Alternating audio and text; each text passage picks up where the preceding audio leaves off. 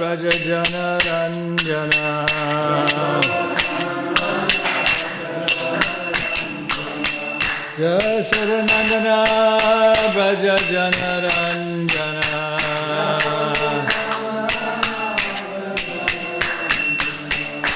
Chamunatira Bonachari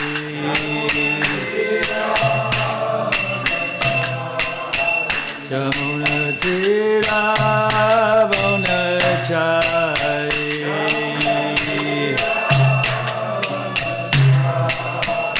Jaya Radha Madhava Kunja Vihari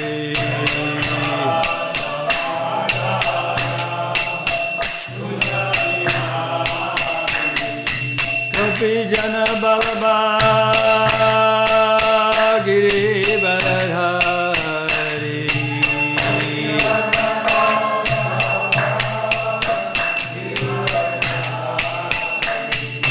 Gopi Jana Balaba Giri Baradhari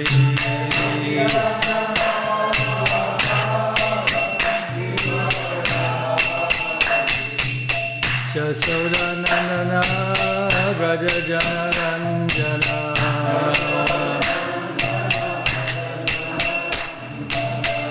Jasodanandana Braja Jana Ranjana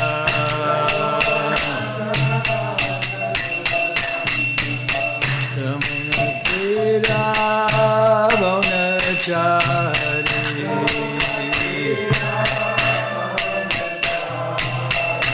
Yamunatira Bonachari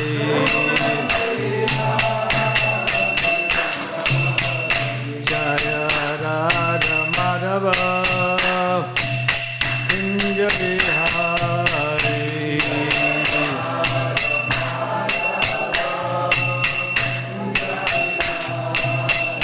Jaya Radha Madhava Kunja Vihari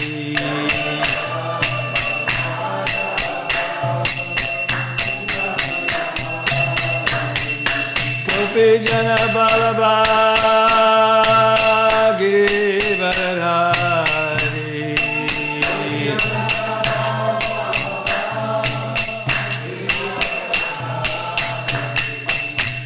Jasodanandana Braja Jana Ranjana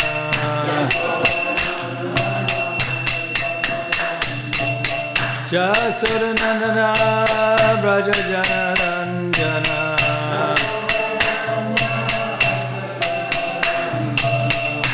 Yamunatira Bonachari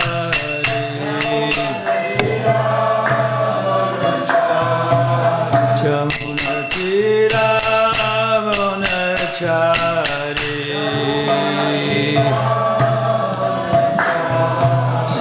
Jaya Radha Madhava Kunja Vihari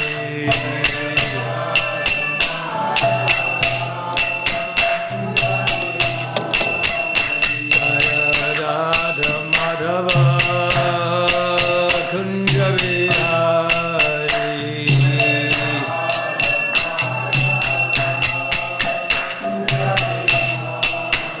Jaya Sri Krishna Chaitanya Prabhu Nityananda Shri Advaita Gadadhar Shivasadi Gaur Bhakta-vrinda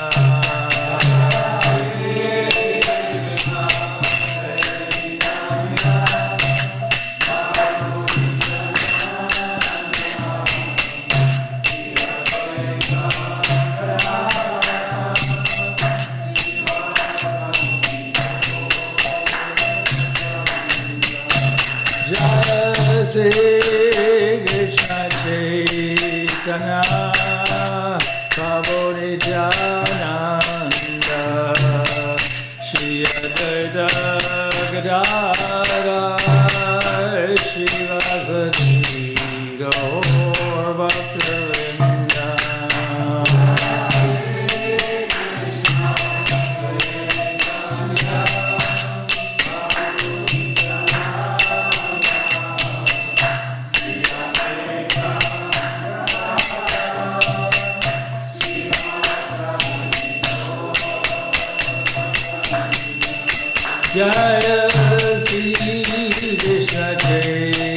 Chaitanya Prabhu Nityananda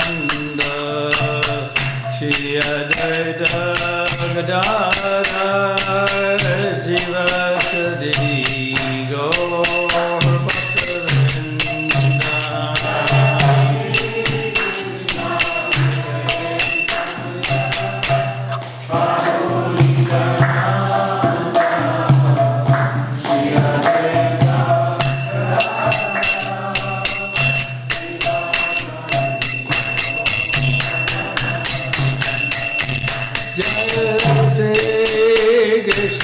Chaitanya Prabhu Nityananda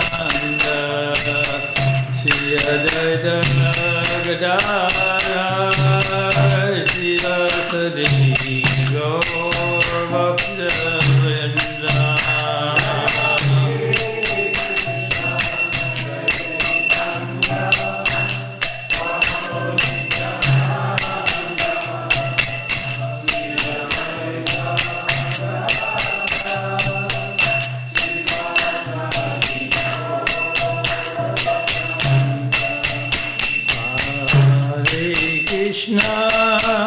Hare Krishna, Krishna Krishna, Hare Hare, Hare Rama, Hare Rama, Rama Rama, Hare Hare.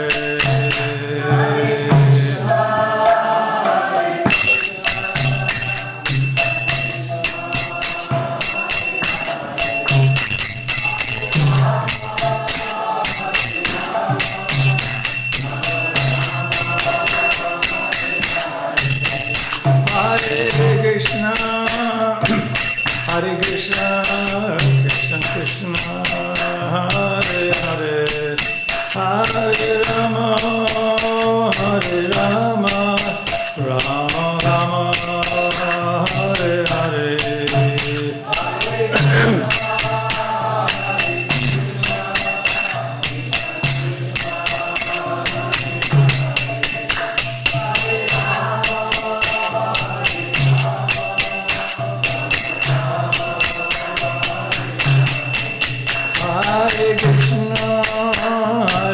Krishna, Krishna Krishna, Hare Hare, Hare Rama, Hare Rama, Rama Rama, Hare Hare.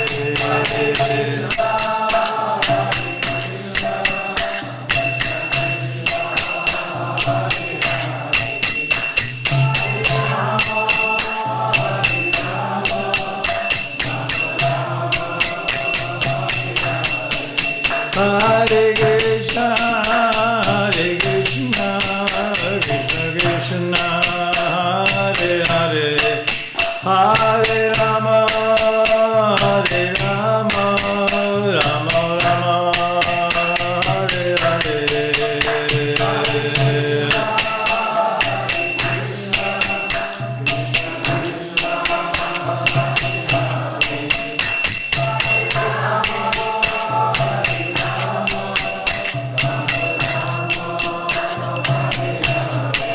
Hare Krishna, Hare Krishna, Krishna Krishna, Hare Hare, Hare Rama, Hare Rama, Rama Rama, Hare Hare.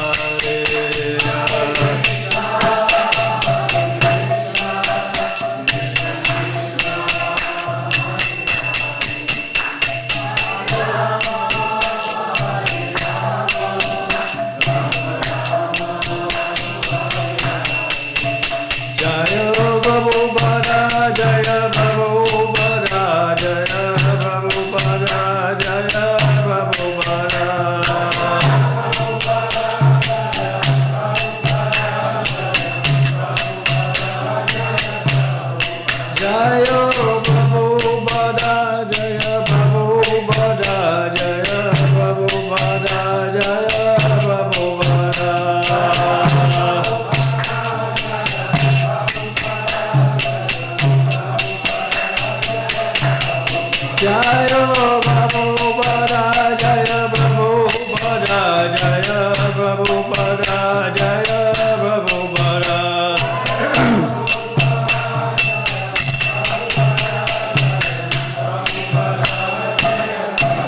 Jai Om Vishnupada Paramahansa Parivrajagacharya Stotara Sat Shri Srimad Divine Grace A.C. Bhaktivedanta Goswami Srila Prabhupada Ki Jai. Jai Om Vishnupada Paramahansa Parivrajagacharya Stotara Sat Shri Srimad Divine Grace Srila Bhaktivedanta Saraswati Thakur Maharaj Srila Prabhupada Ki Jai. Ananta Koti Vaishnava Vrinda Ki Jai. ISKCON founder Acharya Srila Prabhupada Ki Jai. Namacharya Srila Haridas Thakur Ki Jai. Prem Shekho Shri Krishna Chaitanya Prabhu Nityananda Shri Advaita Gadadhar Shri Vasadi Gaur Bhaktivinoda Ki Jai. Shri Shri Radha Krishna Gopinath Shama Kunda Radha Kunda Giri Govardhana Ki Jai. Shri Shri Vrindavan Dham Ki Jai. Shri Shri Navadvip Dham Ki Jai. Shri Jagannath Puri Dham Ki Jai. Shri Shri Tulsi Devi Ki Jai. Bhakti Devi Ki Jai. Shama Veda Bhakta Vrinda Ki Jai. All glories to the assembled devotees. All glories to the assembled devotees. All glories to the assembled devotees. All glories to Shri Shri Guru and Shri Gauranga. Narayanam Naraskricham Naram Chaivam Narotamam Devim Saraswatim Vyasam Tato Jaya Mudirayat Nasta Prayeshu Abhadreshu Nityam Bhagavata Sevaya Bhagavati Uttamashlokir Bhakti Bhavati Naistiki. Reading from the Srimad Bhagavatam, 3rd canto,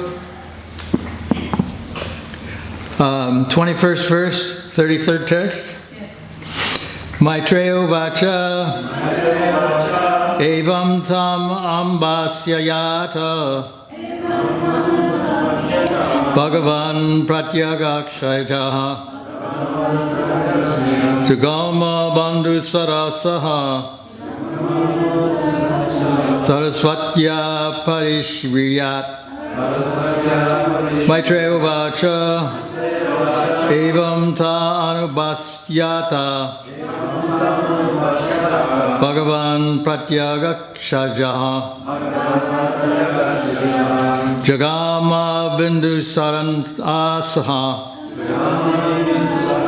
Sarasvatya Parishiritat Maitreyo Vacha Evam Tadanubasyata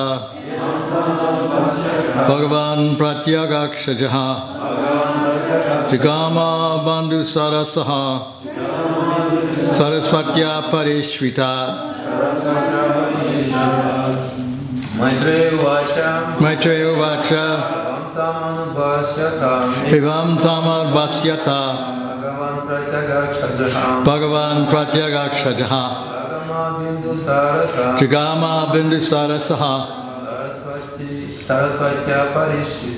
Sarasvatya Parishita Maitreyo Vacha Evam Tamar Basyata Bhagavan Pratyagakshajaha Jagama Bindu Sarasaha Jagama Bindu Sarasaha Sarasvatya Parishvita Maitreyo Vacha Evam Tamar Basyata Bhagavan Pratyagakshajaha Jagama Bindu Sarasvatya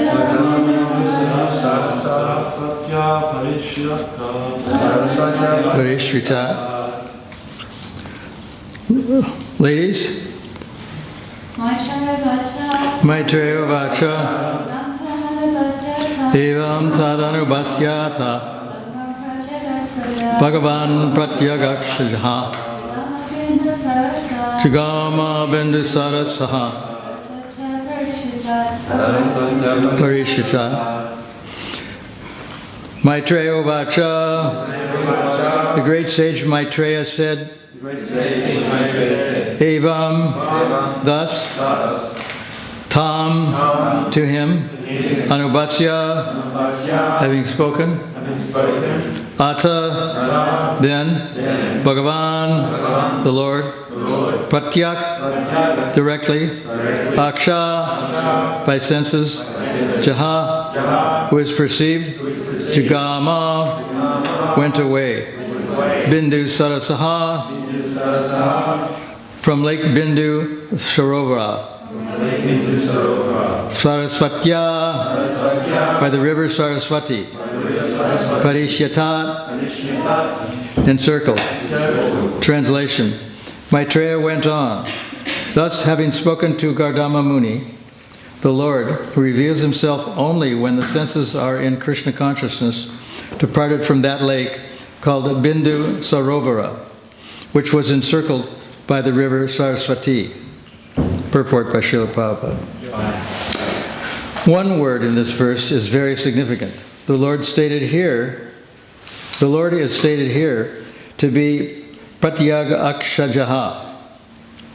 Pratyaga Akshajaha. He is imperceptible to material senses, but still he can be seen. This appears to be contradictory. We have material senses, but how can we see the Supreme Lord? He is called Adhokshaja, which means that he cannot be seen by the material senses. Akshaja means knowledge perceived by material senses. Because the Lord is not an object that can be understood by speculation with our material senses, he is also called Ajita. He will conquer, but no one can conquer him. What does it mean, then, that still he can be seen? It is explained that no one can hear the transcendental name of Krishna, no one can understand his transcendental form, and no one can assimilate his transcendental pastimes. It is not possible. How then is it possible that he can be seen and understood? When one is trained in devotional service and renders service unto him, gradually one's senses are purified of material contamination. When one's senses are thus purified, then one can see, one can understand, one can hear, and so on. The purification of the material senses and perception of the transcendental form, name, and quality of Krishna are combined together in one word, Pratyaga Akshaja, which is used here. Maitreya went on. Translation. Maitreya went on. Thus, having spoken to Gardama Muni, the Lord, who reveals himself only when the senses are in Krishna consciousness, departed from that lake called Bindu Sarovara, which was encircled by the river Saraswati. Narayanam Naraskricham Naram Chaivam Narotamam Devim Saraswatim Vyasam Tato Jayamudirayat Nasta Prayeshu Abhadareshu Nityam Bhagavata Sevaya Bhagavati Utamashloker Bhavati Bhakti Ravnoshakitayi. Maitreya is speaking about something that Prabhupada calls contradictory. That is, that Krishna cannot be seen except by purifying the senses. Purity is the force is part of a phrase that was, according to Kripamoya, coined by Bhaktisiddhanta Saraswati, although others say that it was not coined by him, that it was a general of maybe China or someplace like that, and that a scroll was brought to Prabhupada with these words on it. Purity is the force,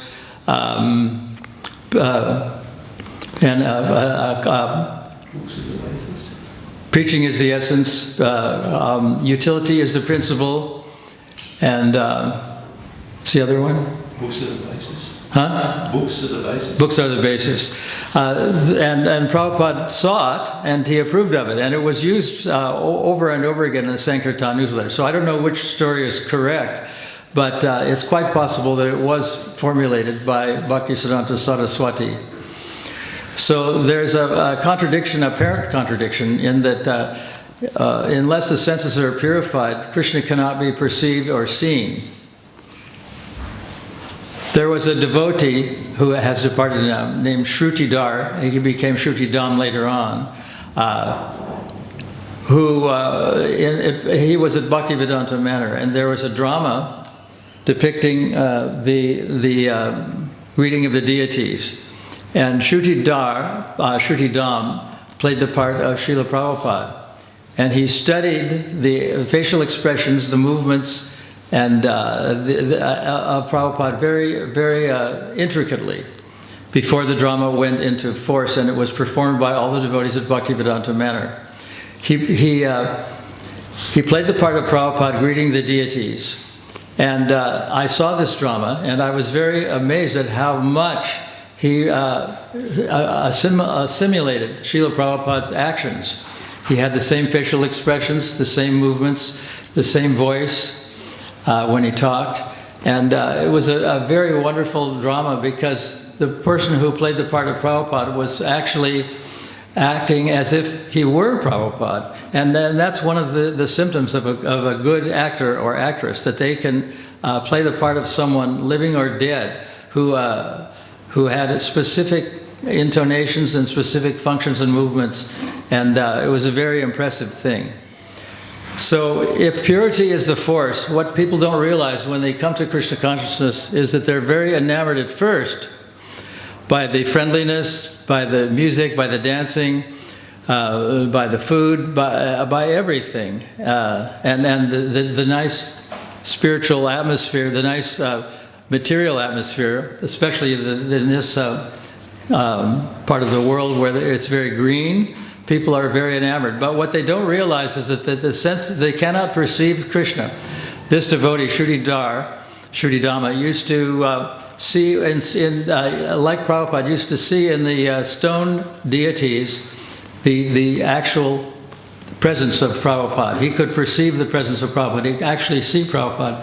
So when people say that they want to see God and why he can't be seen, it's a very difficult thing to answer because it requires purification of the senses. So in one way of looking at things, the Hare Krishna movement is a movement of purification of the senses. Ordinarily, we see the deities as dolls or stone or sculptures or representations that aren't the real thing. But Prabhupada was able to see in stone the real presence of Krishna. And advanced devotees don't see the deities as stone or marble or pictures or drawings. They see that Krishna is actually present. He's in person. So the senses have to become purified. And even the Oxford English Dictionary and the American dictionaries, Merriam-Webster dictionaries, define purity as getting rid of all unlikely elements. So this is what the Oxford Dictionary says about purity. It's the process of making something spiritually or ceremoniously clear. Purification of the mind through reflection and contemplation. The goal of the religious fast is purification of the soul.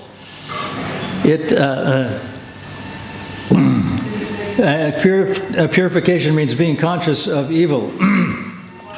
For example, and then Webster defines purity as, that was British.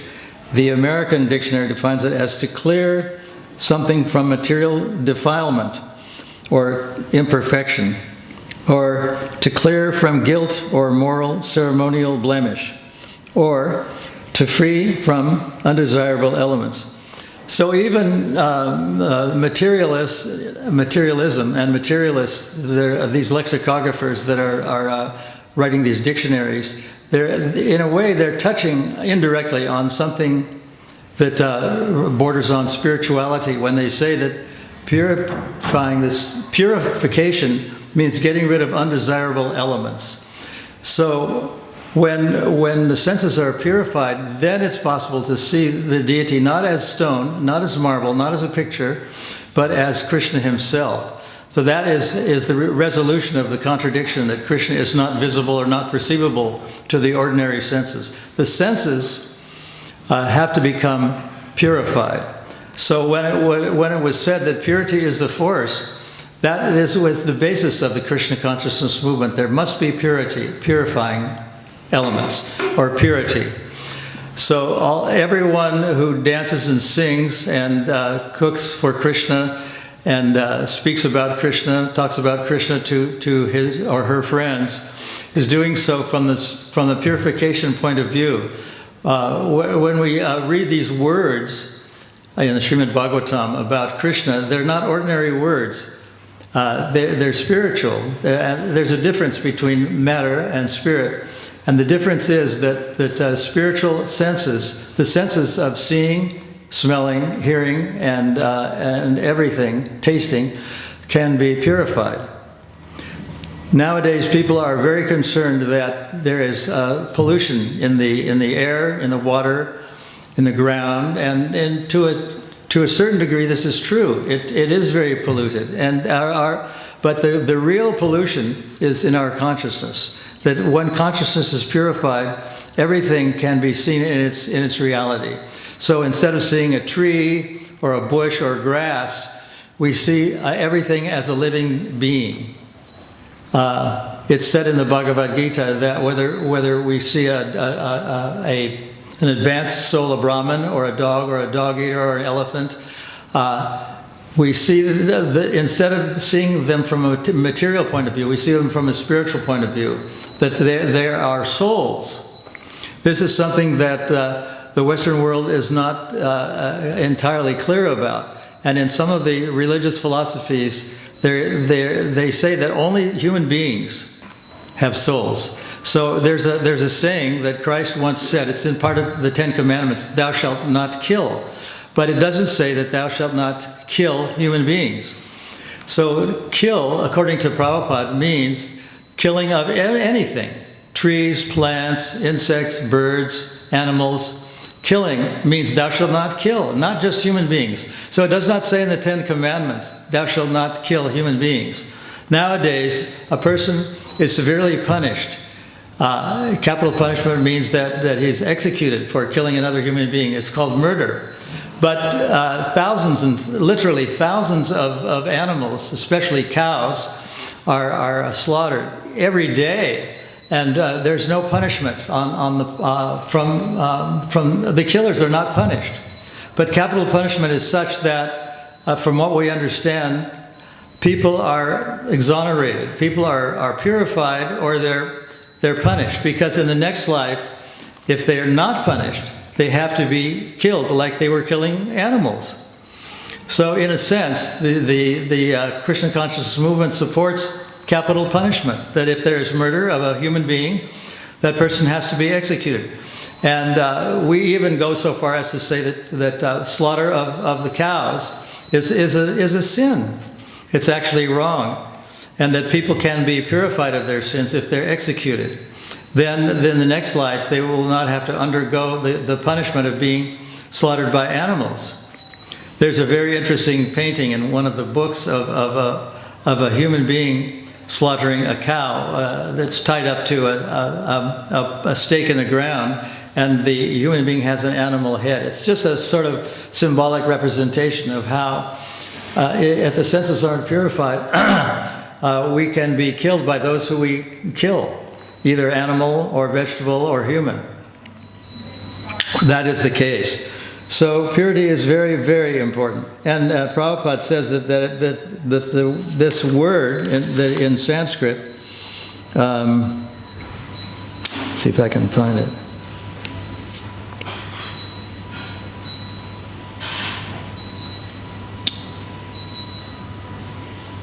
Pratyak, directly, and aksha, by senses, is translated that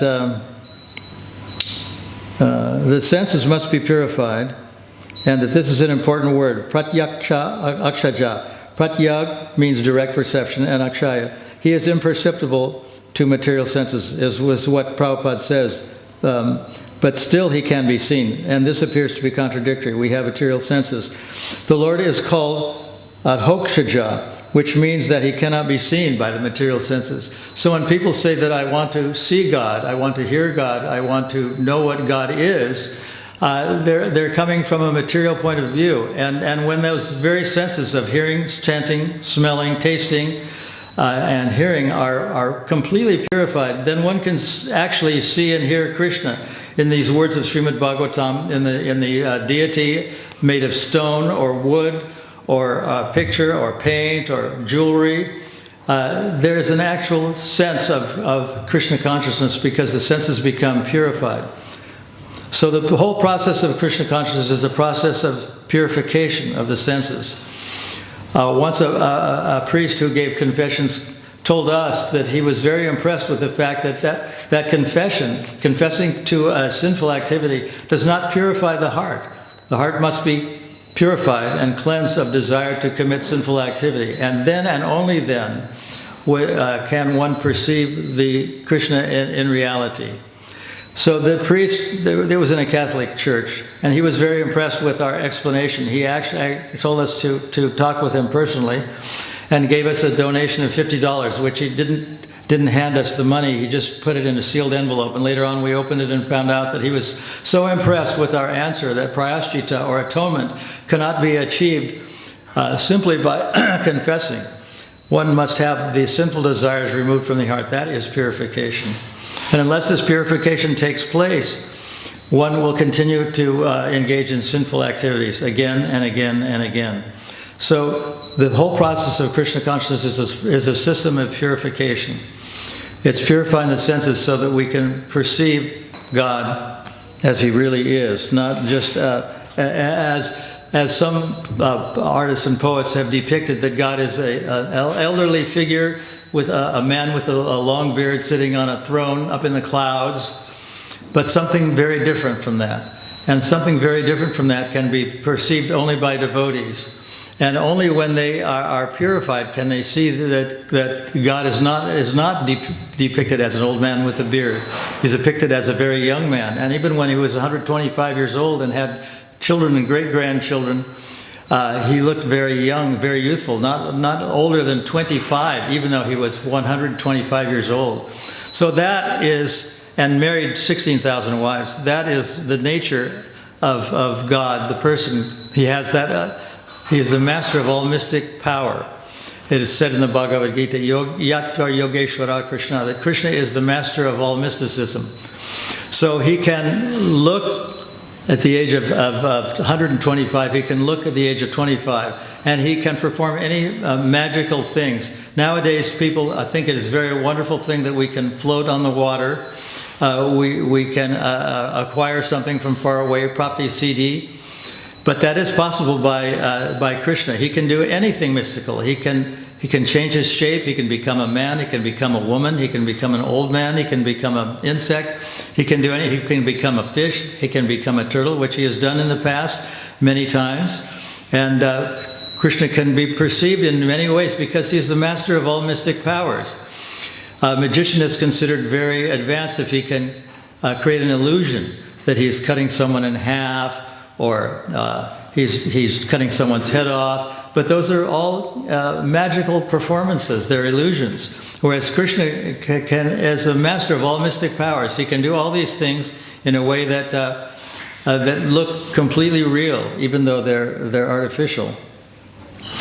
And so one of the things Prabhupada says in the first canto and the 7th chapter, Prayers by Queen Kunti, which was made into a book, is that one can perceive Krishna only when one is materially exhausted. And we have the example of Raghunath Goswami, who was born in a very wealthy family, but he wrote, among other things, Jiva Goswami wrote many things, and he's considered one of the greatest, if not the greatest, philosopher in the world. And in Nectar Devotion, which was also written by one of the Goswamis, Rupa Goswami, it is said that one should not be neglectful of ordinary things. So when Raghunath's father and uncle were attempted to be arrested, they learned of this and they fled. But Raghunath Goswami was so intelligent and so unneglectful of ordinary things that he convinced the government that they should drop the charges against his father for embezzling a certain small amount of money because they were tax collectors. So this is an instance of how one cannot be neglectful of ordinary things. And when one is dedicated to Krishna, one can see ordinary things as extraordinary things, and can see that everything is actually formed by Krishna, and everything is alive, whether plant, animal, insect, bird, or anything that has a soul. And taking that soul's life is actually sinful. So these are some of the points about purification that have to be mentioned. And I'm going to read the verse again. Maitreya went on, having spoken to Kardama Muni, the Lord reveals himself only when the senses are in Krishna consciousness. departed from that lake called Bindu Sarovara, which was encircled by the river Saraswati. And in the purport, Prabhupada writes, one word in this verse is very significant. The Lord is stated here to be Pratyag Akshaja. He is imperceptible to material senses, but still he can be seen. This appears to be contradictory. We have material senses, but how can we see the Supreme Lord? He is called Adhokshaja, which means that he cannot be seen by the material senses. Akshaja means, quote, open quote, knowledge perceived by material senses, close quote. Because the Lord is not an object that can be understood by speculation with our material senses, he is also called Ajita. He will conquer, but no one can conquer him. What does it mean, then, that still he can be seen? It is explained that no one can hear the transcendental name of Krishna, no one can understand his transcendental form, and no one can assimilate his transcendental pastimes. It is not possible. Then how is it possible that he can be seen and understood? When one is trained in devotional service and renders service unto him, gradually one's senses are purified of material contamination. When one's senses are thus purified, then one can see, one can understand, one can hear, and so on. The purification of the material senses and perception of the transcendental form, name, and quality of Krishna are combined together in one word, Pratyak Akshaja, which is used here. I'll read the verse again and then we'll open it up if anyone wants to ask anything or make any comments. Maitreya went on, as having spoken to Kardama Muni, the Lord reveals himself only when he sees, only when the senses are in Krishna consciousness, departed from that lake called Bindu Sarovara, which was encircled by the river Saraswati. So, does anyone want to ask anything or say anything relevant to this verse or anything about Krishna consciousness? Now's the time. Yes? Thank you, Maharaj. I was thinking that in this process, it's so wonderful that, as you say, until our senses are purified, we can't actually see Krishna. But then also there's that process of abhasya, you know, where the sun hasn't completely appeared yet, but still there's a glimpse of what's coming. So even as devotees, we haven't become completely purified yet, but still we're tasting something already that is not available outside. So I was thinking Krishna's very kind like that. Thank you. Like the materialists have that saying of pie in the sky about religion, that you don't get anything till you die, but it's not like that in our process. Thank you. Yes? Hare Krishna Maharaj. Yeah, I'm very attracted to the purity and hearing that. Some things I wanted to mention was also going to the Holy Dham is great purification, but also we have foods in the mode of, in the different modes of gushan, passion and ignorance. So what I've seen sometimes is devotees that leave Krishna consciousness, they don't go fully back to meat eating, but they go to maybe, you know, eating onions, garlic, mushrooms, eggs. So how do you explain for them maybe not to eat eggs? What, is there a way to maybe say, you know, that's not going to be good for your consciousness? Well, there's a living entity inside an egg, and living entities come into existence through eggs, through perspiration, through embryo, and so therefore it's wrong. And another thing is that purification is not necessarily permanent. One can purify the senses and then regress back to material consciousness, to material senses.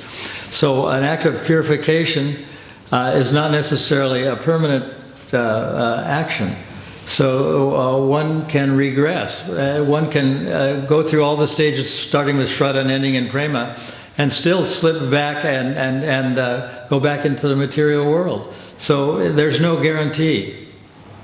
that we're trying our best, but we're not guaranteed of anything. So therefore, even people who are very spiritually advanced, sometimes we might say slip and fall back into the material world. We call it blooping. That's the phrase, the sort of slang phrase that's used for that. It does happen, unfortunately, it does happen. Anything else?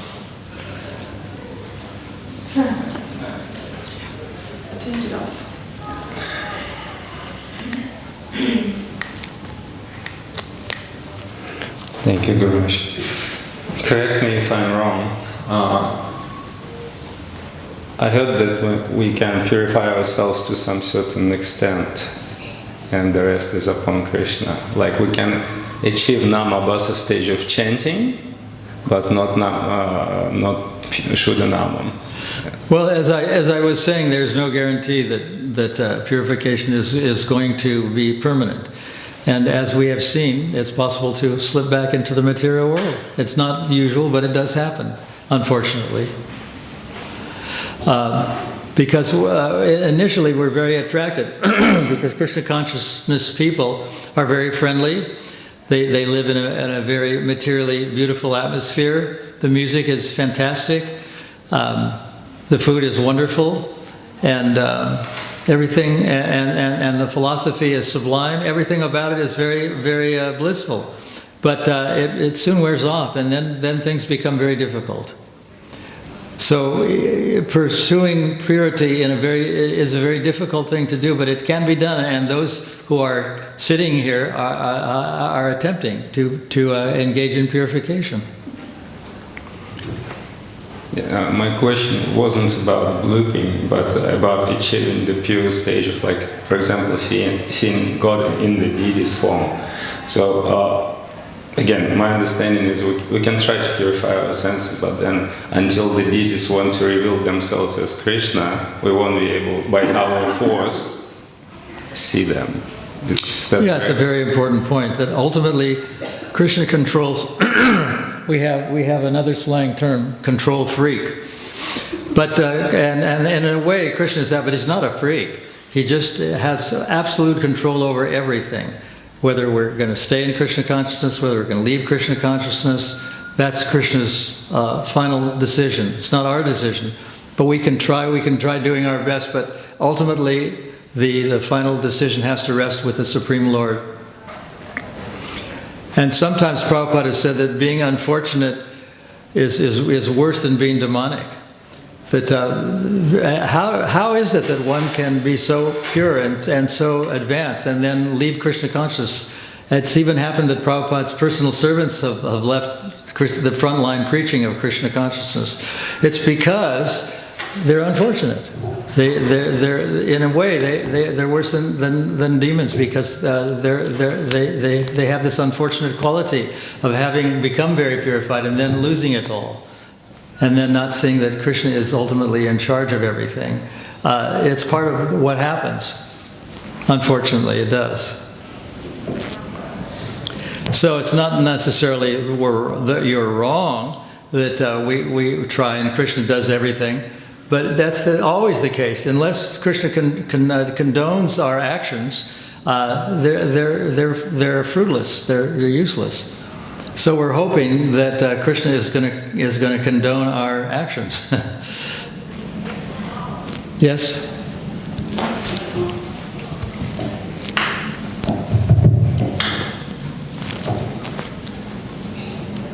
Thank you for your class, Maharaj.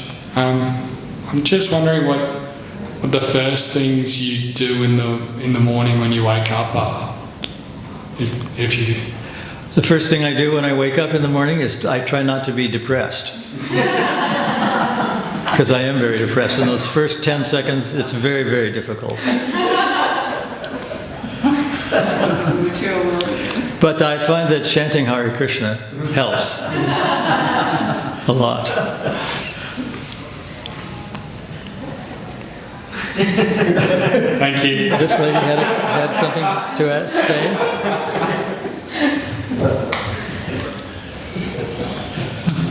The devotees asked Srila Prabhupada, at the time of death, will you be there? And Prabhupada said, yes. So one of our god brothers, Pritiputra Maharaj, he left Krishna consciousness and he got involved in illicit things. And he got AIDS. And he was in the hospital, and the student doctors came to see him, and they thought he died already. And all of a sudden, he sat up and he said, Prabhupada, you have come, you have come, you have come. And so one of the student doctors, he met the devotees on the street, and he said to the devotees, who is Prabhupada? And they said, he's our spiritual master, he's the one who started this movement. And he told the story of Pritiputra Maharaj. So Krishna must have wanted him. That's a very good perception. Well, Krishna is always, as we know, he attained the spiritual world, or he attained Krishna Loka, and we will see him after we die. And then there's a saying in Hindi, I don't know the exact translation, but that our Krishna consciousness will be tested at the time of death. If we're able to remember Krishna at that time, we will have perfected ourselves. But, you know, what someone said to Pritiputra or anybody else is not necessarily always true at all times and all places, because time, place, and circumstance come into the picture. And sometimes he says things that are controversial or reversible. But at the same time, and then it's also said that there's no atheists in the foxholes. So when a person is faced with imminent death, then that person tends to think of or pray to God. Like people that are about to die in an airplane crash because the airplane is diving into the ocean or something. They start praying, even though they're devout atheists, they start praying to God. So sometimes it does happen that way. And there are other people who at the time of death just think that they're getting what they deserve and there's no God in control. So these are some of the reflections upon that thing. That it's not always true that if a person has AIDS or dies that they're thinking of God. But it does happen, and it's a good thing if it happens. I guess you could say, to make it your goal. To make it what? To make it your goal. Yeah, if it's our goal that we think of Krishna all the time and we dream of Krishna, we meditate upon Krishna, and then we will think of Krishna at the time of death. That is a very important meditation. We might call it a goal. Thank you. So anything else? So we'll stop at that point? No, there's another comment or a question outside? No? Yes? There was one young boy sitting there that was going outside now, and he wanted to say something. Anyway, whatever. Hare Krishna. Thank you. Thank you. Mukunda Maharaj.